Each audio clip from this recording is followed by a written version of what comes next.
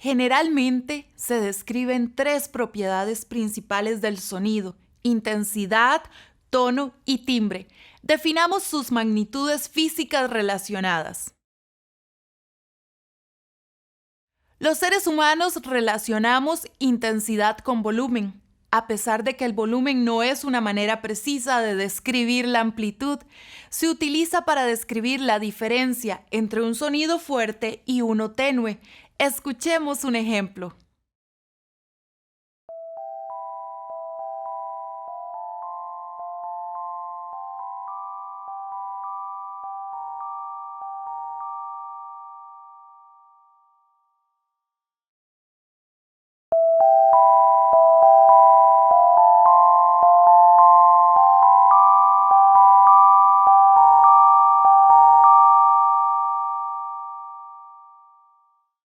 Es importante resaltar que la intensidad no se relaciona con la dinámica musical o la interpretación del sonido.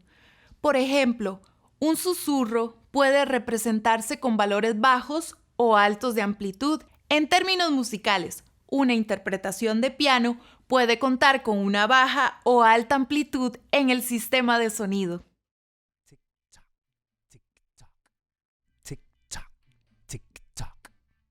Esto mismo sucede con sonidos de dinámicas altas, como forte. Un grito, por ejemplo, puede representarse con valores de amplitud altos o bajos. Let's rock, now we're rolling down the road, you and me in the radio.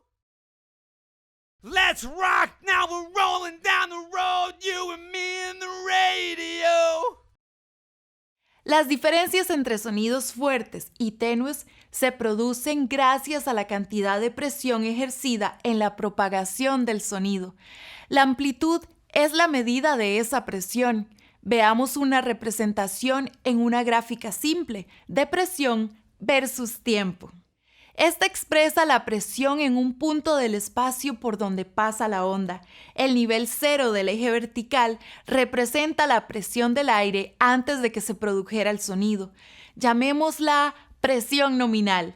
Así, la presión ejercida por la onda de sonido será mayor o menor a la presión nominal conforme pase el tiempo. Los valores positivos se generan cuando se produce una zona de alta presión en este punto del espacio y los negativos cuando se produce una zona de baja presión.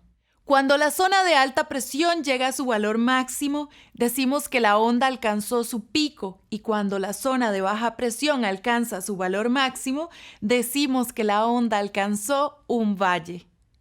Es importante acotar que la presión nunca es negativa, simplemente que los valores negativos de la gráfica simbolizan una zona de baja presión. Habiendo comprendido estos conceptos, podemos concluir que la amplitud es la medida de la presión ejercida por la onda de sonido en un punto específico en el espacio y se mide mediante la unidad llamada decibel de presión acústica, la cual retomaremos más adelante en esta lección. El tono se conoce también como altura en la terminología musical y tiene que ver con las características que hacen que un sonido sea grave o agudo. Escuchemos un ejemplo, pero antes recomendamos bajar el volumen a su sistema de sonido, especialmente si está utilizando audífonos. El sonido agudo puede provocar molestias o incluso daño auditivo si presenta un valor alto de amplitud.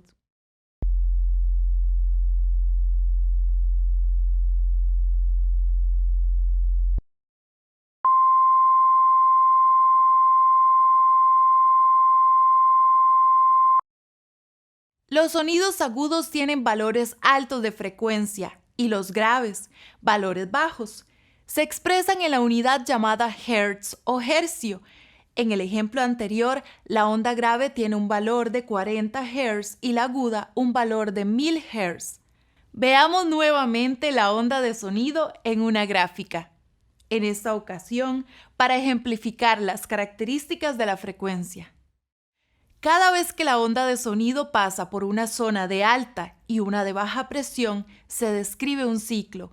Un hertz representa la cantidad de repeticiones o ciclos por segundo, que describe una onda de sonido.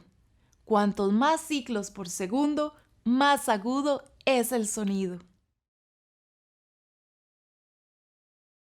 El timbre es un conjunto de características que hacen que un sonido sea distinguible de otro. El sonido de un trueno es diferente que el de un aplauso o el de un piano, distinto que el de una guitarra, incluso al producir exactamente la misma nota.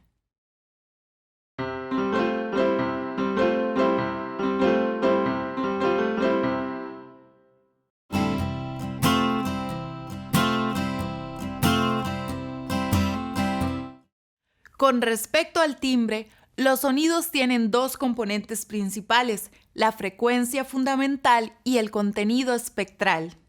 La fundamental es el sonido más grave, cuya frecuencia establece la referencia para el tono del sonido que percibimos. En el ejemplo anterior, tanto el piano como la guitarra tienen la misma frecuencia fundamental, un do central, es decir, aproximadamente 260 Hz. El contenido espectral, también conocido como armónicos, es otro tipo de frecuencia que suena de forma simultánea. Sus magnitudes son múltiplos de la fundamental. El timbre de los sonidos es determinado en gran medida por la cantidad y la amplitud de sus armónicos. Observemos la diferencia entre el contenido espectral de una guitarra y el de un piano, produciendo la misma nota. Se puede apreciar cómo la frecuencia fundamental es la elevación en el extremo izquierdo, mientras que los armónicos corresponden al resto de elevaciones en cada gráfica.